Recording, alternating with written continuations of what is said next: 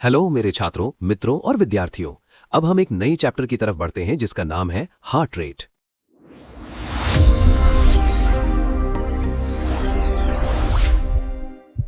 Heart rate, normal heart rate.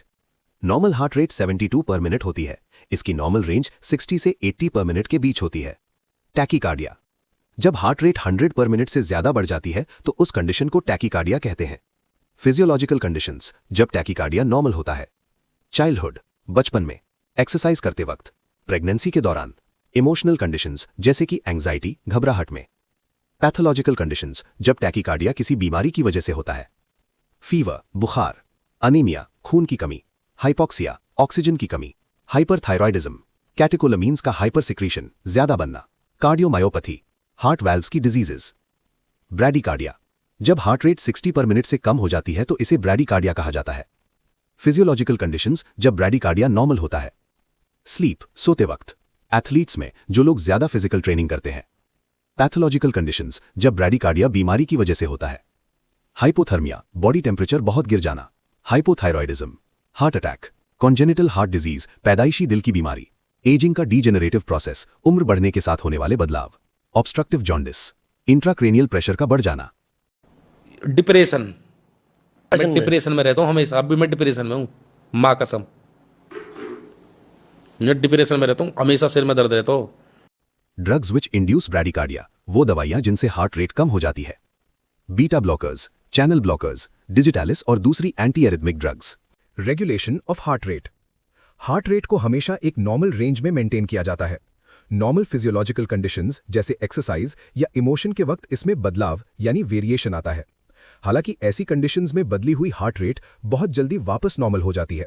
ये इसलिए होता है क्योंकि हमारी बॉडी का रेगुलेटरी मैकेनिज्म बहुत ही परफेक्टली ट्यून किया गया है। हार्ट रेट को रेगुलेट करने के लिए एक नर्वस मैकेनिज्म होता है जिसके 3 मेन कंपोनेंट्स हैं। ए, वेसोमोटर सेंटर। बी, मोटर या इफरेंट नर्व फाइबर्स जो ब्रेन से हार्ट तक सिग्नल ले जाते हैं। सी, सेंसरी या एफरेंट नर्व फाइबर्स जो हार्ट से ब्रेन तक सिग्नल लाते हैं। Vasomotor centre, cardiac centre. Vasomotor centre वो नर्वस सेंटर है जो हार्ट रेट को रेगुलेट करता है। ब्रेन में ये वही सेंटर है जो ब्लड प्रेशर को भी कंट्रोल करता है। इस वजह से इसे कार्डियक सेंटर भी कहा जाता है। वेसोमोटर सेंटर बायलैटरली यानी दोनों तरफ मेडुला ऑब्लोंगाटा के रेटिकुलर फॉर्मेशन और पॉन्स के लोअर पार्ट में सिचुएटेड होता है। Areas of vasomotor centre. Vasomotor centre 3 areas से मिलकर बनता है। 1, vasoconstrictor area. 2, vasodilator area. 3, sensory area. Vasoconstrictor area, cardio accelerator centre. Situation, location. Vasoconstrictor area medulla के रेटिकुलर फॉर्मेशन में 4th वेंट्रिकल के फ्लोर पर होता है और यह वेसोमोटर सेंटर का लैटरल पोर्शन बनाता है। इसे प्रेशर एरिया या कार्डियो एक्सेलरेटर सेंटर के नाम से भी जाना जाता है। फंक्शन, काम। वेसोकंस्ट्रिक्टर एरिया सिंपैथेटिक नर्व्स के जरिए हार्ट को एक्सेलरेटर इंपल्सेस भेजता है जिससे हार्ट रेट बढ़ जाती है। यह ब्लड वेसल्स को कंस्ट्रिक्ट यानी सिकोड़ना भी करता है। अगर एनिमल्स में इस सेंटर को स्टिमुलेट किया जाए तो हार्ट रेट बढ़ जाती है और अगर इसे रिमूव या डिस्ट्रॉय कर दिया जाए तो हार्ट रेट कम हो जाती है। कंट्रोल। वेसोकंस्ट्रिक्टर एरिया सेरेब्रल कॉर्टेक्स और हाइपोथैलेमस के कंट्रोल में होता है। Vasodilator area, cardio inhibitory centre. Situation, location. Vasodilator area भी मेडुला ऑब्लोंगाटा के रेटिकुलर फॉर्मेशन में 4th वेंट्रिकल के फ्लोर पर होता है और यह वेसोमोटर सेंटर का मीडियल पोर्शन यानी बीच का हिस्सा बनाता है। इसे डिप्रेसर एरिया या कार्डियो इनहिबिटरी सेंटर भी कहते हैं। फंक्शन, काम। वेसोडाइलेटर एरिया वेगस नर्व के जरिए हार्ट को इनहिबिटरी इंपल्सेस भेजता है जिससे हार्ट रेट कम हो जाती है। इसके साथ ही ये ब्लड वेसल्स को डायलेट यानी फैलाना भी करता है। एनिमल्स पर किए गए एक्सपेरिमेंट्स में देखा गया है कि अगर इस एरिया को हल्का सा यानी वीक इलेक्ट्रिक स्टिमुलस से स्टिमुलेट करें तो हार्ट रेट गिर जाती है और अगर स्टिमुलस स्ट्रांग हो तो हार्ट बीट रुक भी सकती है। अगर इस एरिया को रिमूव या डिस्ट्रॉय कर दिया जाए तो हार्ट रेट बढ़ जाती है। Control. Vasodilator area cerebral cortex और हाइपोथैलेमस के कंट्रोल में होता है। इसके अलावा ये बैरो रिसेप्टर्स, कीमो रिसेप्टर्स और दूसरे सेंसरी इंपल्सेस जो एफरेंट नर्व्स के जरिए आते हैं से भी कंट्रोल होता है। Sensory area. Sensory area vasomotor centre के पोस्टीरियर यानी पीछे वाले पार्ट में होता है। ये मेडुला और पॉन्स के न्यूक्लियस ऑफ ट्रैक्टस सॉलिटेरियस में लोकेटेड है। फंक्शन, काम। सेंसरी एरिया का काम पेरिफेरी से, खास करके बैरो रिसेप्टर्स से ग्लॉसोफेरेंजियल और वेगस नर्व के जरिए सेंसरी इंपल्सेस रिसीव करना है। बदले में ये एरिया वेसोकंस्ट्रिक्टर और वेसोडाइलेटर एरियाज को कंट्रोल करता है ताकि हार्ट रेट बैलेंस्ड रहे। मोटर या efferent nerve fibres to heart. Heart को ऑटोनॉमिक नर्वस सिस्टम के दोनों डिवीजन से इफरेंट नर्व्स मिलती हैं। पैरासिम्पैथेटिक फाइबर्स मेडुला ऑब्लोंगाटा से निकलते हैं और वेगस नर्व के रास्ते आते हैं। वहीं सिंपैथेटिक फाइबर्स स्पाइनल कॉर्ड के अपर थोरैसिक सेगमेंट्स यानी T1 से T4 से निकलते हैं। पैरासिम्पैथेटिक नर्व फाइबर्स असल में कार्डियो इनहिबिटरी नर्व फाइबर्स होते हैं। ये फाइबर्स वेगस की कार्डियक ब्रांच के जरिए हार्ट तक पहुंचते हैं। ओरिजिन शुरुआत हार्ट को सप्लाई करने वाले पैरासिम्पैथेटिक नर्व फाइबर्स वेगस के डॉर्सल न्यूक्लियस से निकलते हैं। ये न्यूक्लियस मेडुला ऑब्लोंगाटा में फोर्थ वेंट्रिकल के फ्लोर पर सिचुएटेड होता है और वेसोमोटर एरिया के बहुत करीब होता है। मेरे इतने करीब मत आओ, मैं तुम्हें बर्बाद कर दूंगी। मैं बर्बाद होना चाहता हूं। डिस्ट्रीब्यूशन फैलाव preganglionic parasympathetic fibres vagus के डॉर्सल न्यूक्लियस से निकलते हैं और वेगस की मेन ट्रंक और कार्डियक ब्रांच से होते हुए हार्ट तक पहुंचते हैं।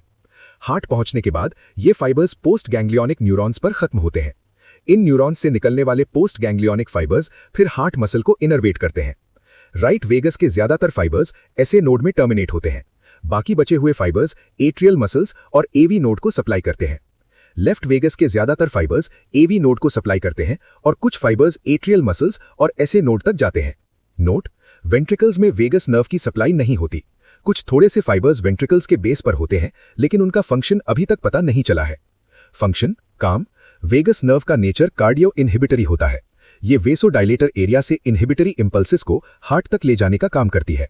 वेगल टोन का मतलब है वेसोडाइलेटर एरिया से वेगस नर्व के जरिए हार्ट तक आने वाले इनहिबिटरी इंपल्सेस की एक कंटिन्यूअस स्ट्रीम। हार्ट रेट को इसी वेगल टोन की वजह से कंट्रोल में रखा जाता है। ये इंपल्सेस हार्ट तक पहुंचकर वहां इनहिबिटरी इफेक्ट दिखाते हैं। हार्ट रेट और वेगल टोन आपस में इन्वर्सली प्रोपोर्शनल होते हैं, यानी अगर वेगल टोन बढ़ेगा तो हार्ट रेट कम होगी। एक्सपेरिमेंटल एनिमल्स जैसे डॉग पर की गई रिसर्च में जब वेगस इनपुट को हटा दिया गया वेगस नर्व को काटकर, तो हार्ट रेट बढ़ गई। इससे वेगल टोन की एग्जिस्टेंस प्रूव होती है। रेस्टिंग कंडीशन में वेगल टोन हमेशा सिंपैथेटिक टोन पर डोमिनेट करता है। बॉडी के अलग अलग हिस्सों से आने वाले इंपल्सेस वेसोमोटर सेंटर के जरिए इसी वेगल टोन को बदलकर हार्ट रेट को रेगुलेट करते हैं। वेगल टोन को कार्डियो इनहिबिटरी टोन या पैरासिम्पैथेटिक टोन भी कहा जाता है। Effect of stimulation of vagus nerve. Effect of stimulation of right vagus nerve. Vagal escape. Right vagus mainly SA node को सप्लाई करती है। एनिमल्स पर एक्सपेरिमेंट के दौरान जब राइट वेगस को वीक स्टिमुलस दिया गया तो हार्ट रेट और फोर्स ऑफ कॉन्ट्रैक्शन कम हो गई, लेकिन जब स्ट्रॉन्ग स्टिमुलस दिया गया तो एसए नोड के इनहिबिट होने की वजह से हार्ट रुक गया। अगर इस स्टिमुलेशन को कुछ देर तक कंटिन्यू रखा जाए तो वेंट्रिकल फिर से बीट करना शुरू कर देते हैं, लेकिन इनकी कॉन्ट्रैक्शन की रेट पहले से स्लो होती है। इसे ही वेगल एस्केप कहते हैं। वेगल एस्केप का मतलब है वेंट्रिकल का वेगल स्टिमुलेशन के इनहिबिटरी इफेक्ट से एस्केप कर जाना, बच निकलना। अगर वेगस नर्व की स्टिमुलेशन बंद कर दी जाए तो हार्ट फिर से नॉर्मली बीट करने लगता है। Cause for vagal escape. Vagal escape क्यों होता है? राइट वेगस को स्टिमुलेट करने से एसए नोड और एट्रिया इनहिबिट हो जाते हैं, जिससे हार्ट बीट रुक जाती है। हालांकि वेंट्रिकल्स में वेगस की सप्लाई नहीं होती, इसलिए वेगल स्टिमुलेशन उन्हें इनहिबिट नहीं कर पाती। इसी वजह से जब हार्ट काफी देर तक रुका रहता है वेगल स्टिमुलेशन की वजह से, तो वेंट्रिकुलर मस्कुलेचर का एक पार्ट पेसमेकर बन जाता है और इंपल्सेस जनरेट करने लगता है। इसका रिजल्ट होता है वेंट्रिकल्स की कॉन्ट्रैक्शन, जिसे वेगल एस्केप कहा जाता है। Point two remember, vagal escape में सिर्फ वेंट्रिकुलर कॉन्ट्रैक्शंस शामिल होते हैं। वेंट्रिकुलर मसल की रिदमिसिटी काफी कम होती है, जो लगभग 20 पर मिनट के आसपास होती है। Effect of stimulation of left vagus nerve. Heart block. Left vagus mainly AV node को सप्लाई करती है। एनिमल्स जैसे डॉग पर एक्सपेरिमेंट के वक्त जब लेफ्ट वेगस को वीक स्टिमुलस दिया जाता है तो वेंट्रिकुलर कॉन्ट्रैक्शन की रेट हल्की सी कम हो जाती है। लेफ्ट वेगस को स्टिमुलेट करने से एवी नोड इनहिबिट हो जाता है। एवी नोड के इनहिबिट होने की वजह से एसए नोड से आने वाले कुछ इंपल्सेस वेंट्रिकल्स तक नहीं पहुंच पाते। इसे पार्शियल हार्ट ब्लॉक कहते हैं। इसमें एट्रियल कॉन्ट्रैक्शन और वेंट्रिकुलर कॉन्ट्रैक्शन का रेशियो 2:1, 3:1 या 4:1 हो सकता है, जो इस बात पर डिपेंड करता है कि स्टिमुलस कितना स्ट्रांग है। अगर लेफ्ट वेगस को स्ट्रांग स्टिमुलस दिया जाए तो वेंट्रिकुलर कॉन्ट्रैक्शन पूरी तरह रुक जाती है, जिसे कंप्लीट हार्ट ब्लॉक कहा जाता है। ये एवी नोड के कंप्लीट इनहिबिशन की वजह से होता है। अगर स्टिमुलेशन को और लंबा खींचा जाए तो इडियोवेंट्रिकुलर रिदम शुरू हो जाती है, जो एट्रियल कॉन्ट्रैक्शन की रिदम से अलग होती है। Mode of action of vagus nerve. Vagus nerve heart को इनहिबिट करने के लिए एक न्यूरोट्रांसमीटर सब्सटेंस रिलीज करती है, जिसे एसिटाइलकोलिन कहते हैं। Sympathetic nerve fibres. Sympathetic nerves जो हार्ट को सप्लाई करते हैं, उनका मेन काम कार्डियो एक्सेलरेटरी होता है, यानी हार्ट की एक्टिविटी को बढ़ाना। ओरिजिन। हार्ट तक जाने वाली सिंपैथेटिक नर्व्स के preganglionic fibres spinal cord के पहले 4 थोरैसिक सेगमेंट्स T1 से T4 के लैटरल ग्रे हॉर्न से निकलते हैं। स्पाइनल कॉर्ड के इन सेगमेंट्स को वेजोमोटर सेंटर के वेजोकंस्ट्रिक्टर एरिया से सिग्नल्स मिलते हैं। कोर्स एंड डिस्ट्रीब्यूशन, रास्ता और फैलाव। ये pre ganglionic fibres sympathetic chain में सिचुएटेड सुपीरियर, मिडिल और इंफीरियर सर्वाइकल सिंपैथेटिक गैंग्लिया तक पहुंचते हैं। इंफीरियर सर्वाइकल सिंपैथेटिक गैंग्लियन पहले थोरैसिक सिंपैथेटिक गैंग्लियन के साथ मिलकर स्टेलेट गैंग्लियन बनाता है। इन गैंग्लिया से पोस्ट गैंग्लियोनिक फाइबर्स निकलते हैं जो 3 नर्व्स बनाते हैं। सुपीरियर सर्वाइकल सिंपैथेटिक नर्व, ये बड़ी आर्टरीज और हार्ट के बेस को इनर्वेट करती है।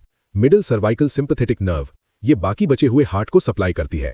इंफीरियर सर्वाइकल सिंपैथेटिक नर्व, ये हार्ट से सेंसरी यानी एफरेंट नर्व का काम करती है। फंक्शन, काम। सिंपैथेटिक नर्व्स नेचर में कार्डियो एक्सेलरेटरी होती हैं। ये वेजोकंस्ट्रिक्टर एरिया से कार्डियो एक्सेलरेटरी इंपल्सेस को हार्ट तक ले जाती हैं। सिंपैथेटिक टोन या कार्डियो एक्सेलरेटर टोन उन इंपल्सेस की कंटिन्यूअस स्ट्रीम है जो वेसोकंस्ट्रिक्टर एरिया प्रोड्यूस करता है। ये इंपल्सेस सिंपैथेटिक नर्व्स के जरिए गुजरते हैं और हार्ट रेट को एक्सेलरेट तेज करते हैं।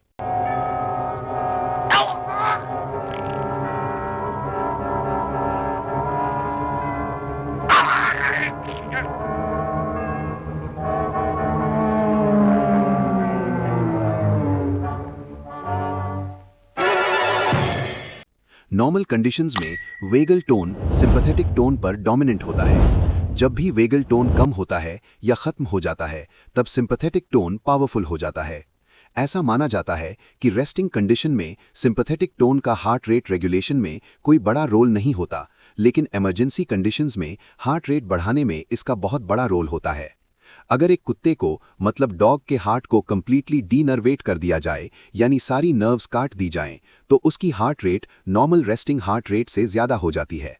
इससे ये पता चलता है कि रेस्टिंग स्टेज पर वेगल टोन हमेशा सिंपैथेटिक टोन से ज़्यादा असर रखता है।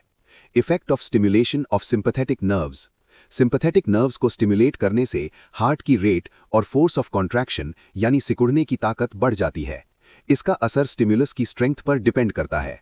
Mode of action of sympathetic nerves. Sympathetic stimulation से होने वाला कार्डियो एक्सेलरेशन एक न्यूरोट्रांसमीटर सब्सटेंस के रिलीज होने की वजह से होता है जिसे नॉर एड्रेनलिन कहते हैं। सेंसरी और afferent nerve fibres from heart. Heart से आने वाली एफरेंट मतलब sensory nerve fibres inferior cervical sympathetic nerve के जरिए गुजरती हैं। ये नर्व फाइबर्स हार्ट से स्ट्रेच और पेन की सेंसेशंस को स्पाइनल कॉर्ड के रास्ते ब्रेन तक ले जाती हैं। Factors affecting vasomotor centre. Regulation of vagal tone. Vasomotor centre body के अलग अलग सोर्सेज से इंपल्सेस रिसीव करके कार्डियक एक्टिविटी को रेगुलेट करता है। जब वेसोडाइलेटर एरिया को ये सिग्नल्स मिलते हैं तो वो वेगल टोन को बदल देता है और हार्ट की एक्टिविटीज को मॉड्यूलेट करता है। यहाँ वो मेन सोर्सेज हैं जहाँ से इंपल्सेस वेसोमोटर सेंटर तक पहुँचते हैं। Impulses from higher centres. Vasomotor centre को मेनली सेरेब्रल कॉर्टेक्स और हाइपोथैलेमस के हायर सेंटर्स कंट्रोल करते हैं। सेरेब्रल कॉर्टेक्स का एरिया 13 बॉडी की इमोशनल रिएक्शन से जुड़ा होता है। इमोशनल कंडीशंस के दौरान ये एरिया वेसोडाइलेटर एरिया को इनहिबिटरी इंपल्सेस भेजता है। इससे वेगल टोन कम हो जाता है और हार्ट रेट बढ़ जाती है। हाइपोथैलेमस भी वेसोमोटर सेंटर के जरिए हार्ट रेट पर असर डालता है। पोस्टीरियर और लैटरल हाइपोथैलेमिक न्यूक्लियाई को स्टिम्युलेट करने से टैकीकार्डिया होता है, जबकि प्री ऑप्टिक और एंटीरियर न्यूक्लियाई को स्टिम्युलेट करने से ब्रैडीकार्डिया होता है। Impulses from respiratory centres. Forced breathing के वक्त इंस्पिरेशन यानी सांस अंदर लेने के दौरान हार्ट रेट बढ़ जाती है और एक्सपिरेशन यानी सांस बाहर छोड़ने के दौरान कम हो जाती है। इस वेरिएशन को रेस्पिरेटरी साइनस एरिथमिया कहते हैं। ये बच्चों और कुछ अडल्ट्स में नॉर्मल ब्रीदिंग के वक्त भी दिख सकता है। क्यों होता है? इंस्पिरेशन के वक्त रेस्पिरेटरी सेंटर्स से निकलने वाले इंपल्सेस वेसोडाइलेटर एरिया को इनहिबिट कर देते हैं, जिससे वेगल टोन कम हो जाता है और हार्ट रेट बढ़ जाती है। एक्सपिरेशन के वक्त ये सिग्नल्स भेजना बंद कर देता है, जिससे वेगल टोन वापस बढ़ जाता है और हार्ट रेट कम हो जाती है। 3. Impulses from baroreceptors, Marey reflex. Baroreceptors वो रिसेप्टर्स होते हैं जो ब्लड प्रेशर में होने वाले बदलाव या चेंज को रिस्पॉन्स देते हैं। इन्हें प्रेसोरिसेप्टर्स भी कहा जाता है। Situation, location. इनकी लोकेशन के बेसिस पर बैरोरिसेप्टर्स 2 टाइप्स के होते हैं। 1. Carotid baroreceptors. ये कैरोटिड साइनस में होते हैं जो कॉमन कैरोटिड आर्टरी के बाइफर्केशन, जहां आर्टरी 2 हिस्सों में बंटती है, के पास इंटरनल कैरोटिड आर्टरी की वॉल में होता है। 2. Aortic baroreceptors. ये आर्च ऑफ एओर्टा की वॉल में सिचुएटेड होते हैं। Nerve supply. कैरोटिड बैरोरिसेप्टर्स को हेरिंग नर्व सप्लाई करती है, जो कि ग्लॉसोफेरेंजियल यानी 9th क्रेनियल नर्व की ब्रांच है। एओर्टिक बैरोरिसेप्टर्स को एओर्टिक नर्व सप्लाई करती है, जो वेगस यानी 10th क्रेनियल नर्व की ब्रांच है। ये नर्व फाइबर्स बैरोरिसेप्टर्स से निकलकर न्यूक्लियस ऑफ ट्रैक्टस सॉलिटेरियस तक पहुंचते हैं, जो मेडुला ऑब्लोंगाटा में वेजोमोटर सेंटर के बिल्कुल पास होता है। Function Marey reflex. Baroreceptors heart rate को मैरी रिफ्लेक्स के जरिए रेगुलेट करते हैं। इस रिफ्लेक्स के लिए स्टिमुलस होता है ब्लड प्रेशर का बढ़ना। मैरी रिफ्लेक्स एक कार्डियो इनहिबिटरी रिफ्लेक्स है जो बीपी बढ़ने पर हार्ट रेट को कम कर देता है। ये कैसे काम करता है? मैकेनिज्म। जब भी ब्लड प्रेशर बढ़ता है तो एओर्टिक और कैरोटिड बैरोरिसेप्टर स्टिमुलेट हो जाते हैं। स्टिमुलेटरी इंपल्सेस हेरिंग नर्व और एओर्टिक नर्व के जरिए न्यूक्लियस ऑफ ट्रैक्टस सॉलिटेरियस तक भेजे जाते हैं। अब ये न्यूक्लियस वेजोडाइलेटर एरिया को स्टिमुलेट करता है। वेजोडाइलेटर एरिया वेगल टोन को बढ़ा देता है, जिससे हार्ट रेट कम हो जाती है। जब बीपी कम होता है तो बैरोरिसेप्टर स्टिमुलेट नहीं होते। इस वजह से न्यूक्लियस ऑफ ट्रैक्टस सॉलिटेरियस तक कोई इंपल्स नहीं जाता और हार्ट रेट कम नहीं होती। इस तरह हार्ट रेट और ब्लड प्रेशर एक दूसरे के इन्वर्सली प्रोपोर्शनल होते हैं। Mary law. मैरी लॉ के मुताबिक पल्स रेट, जो हार्ट रेट को रिप्रेजेंट करती है, ब्लड प्रेशर के इन्वर्सली प्रोपोर्शनल होती है।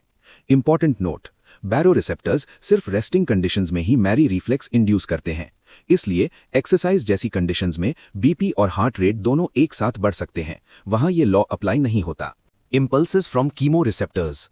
कीमोरिसेप्टर्स वो रिसेप्टर्स होते हैं जो खून यानी ब्लड के केमिकल कॉन्स्टिट्यूएंट्स में होने वाले बदलाव को डिटेक्ट करते हैं। खास तौर पर ये ऑक्सीजन की कमी, कार्बन डाइऑक्साइड की बढ़ोतरी और हाइड्रोजन आयन कॉन्सेंट्रेशन यानी पीएच पर रिस्पॉन्स देते हैं। सिचुएशन यानी लोकेशन। ये पेरिफेरल कीमोरिसेप्टर्स कैरोटिड बॉडी और एओर्टिक बॉडी में होते हैं, जो बैरोरिसेप्टर्स के बिल्कुल बगल में यानी एडजेसेंट में सिचुएटेड हैं। स्ट्रक्चर यानी बनावट।